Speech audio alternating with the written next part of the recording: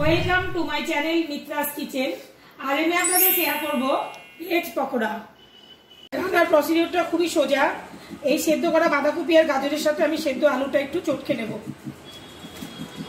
এরকম করে পুরো আলুটাকে চটকে নিতে হবে।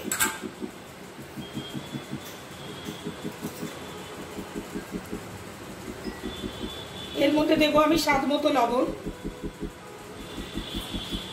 আর দেবো কাঁচা লঙ্কা কুচি, পেঁয়াজটা সবটা দিয়ে দেব, আর দেবো একটু সোয়া সস, একটু ভিনিগার। আমি এখন প্রথমে দিচ্ছি সেটা হচ্ছে ভিনিগার। ভিনিগারটা খুব অল্প পরিমাণে দেব, জাস্ট একটু সুন্দর টেস্টের জন্য। আর দেবো একটু সোয়া সস।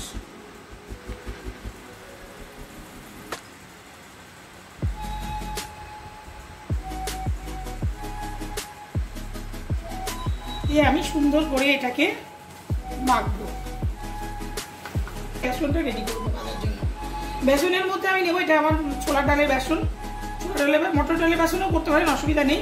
তার মধ্যে দেবো আমি 1 চিমটে লবণ, পরিমাণ মতো যার যেরকম লাগবে, মুখের স্বাদ মতো। আর দেবো একটুখানি হলুদ, আর দেবো পরিমাণ মতো জল। যে জলটা আমি খুব পেঁপে দেবো, যেরকম জল লাগবে। খুব পাতলা আমি করবো না, খুব শক্তও করবো না। দিয়ে আমি এই বেসনটাকে সুন্দর করে একদম দারুণ করে ম্যাশ করে নিতে হবে, গুলে নিতে হবে।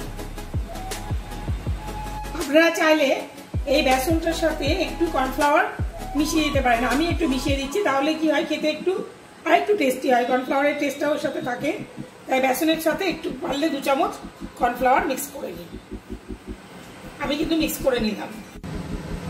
ফ্রাই প্যানে তেল দিয়েছি, সাদা তেলটা গরম হয়ে গেছে। এবার এই ফ্রাই প্যানের মধ্যে আমি ওই সবজিটাকে এরকম করে সুন্দর করে গোল গোল করে নিয়েছি। এটা এই বেসনের মধ্যে চুবিয়ে চুবিয়ে আমি কমপ্লিটলি ভাজবো। এটা কিন্তু ডুবো তলে ভাজতে হবে, তাহলে খুব ফুটে ফুটে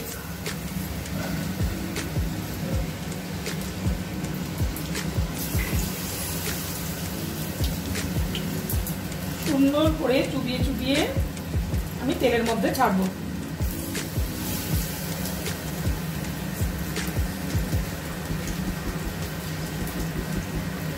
আমার এই ভিডিওগুলো যারা দেখছেন, যারা এখনো সাবস্ক্রাইব করেননি, কাইন্ডলি তারা আমার চ্যানেলে যান। আমার চ্যানেলে গিয়ে দেখুন, ডান দিকে একটা বেল আইকন আছে, ওটাতে টিপুন। তাহলে আমার যত রান্না ভিডিও পোস্ট হবে আপনারা দেখতে পাবেন। এছাড়া লাইক করুন, কমেন্ট করুন, শেয়ার করুন। আমি আপনাদের এরকম নতুন নতুন অনেক রকম রান্না নিয়ে আমি হাজির হব। এরকমভাবে উল্টে উল্টে দুদিক ভালো করে ভাজতে হবে। এখন বর্ষার সিজন, এই সময় সবাই সন্ধ্যাবেলায় একটু স্ন্যাক্স, একটু কোনো পকোড়া খেতে সবাই খুব ভালোবাসে। তো সেই জন্য আপনারা চটজলদি এটা রান্না করতে পারবেন। সন্ধ্যাবেলায় চায়ের সাথে বা বাড়িতে কোনো অতিথি এলে চট করে দেওয়ার জন্য এটা খুব ভালো।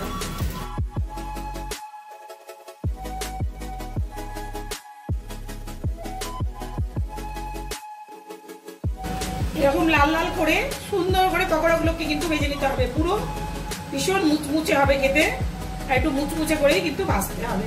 ভাজাটা যেন খুব সুন্দর হয়।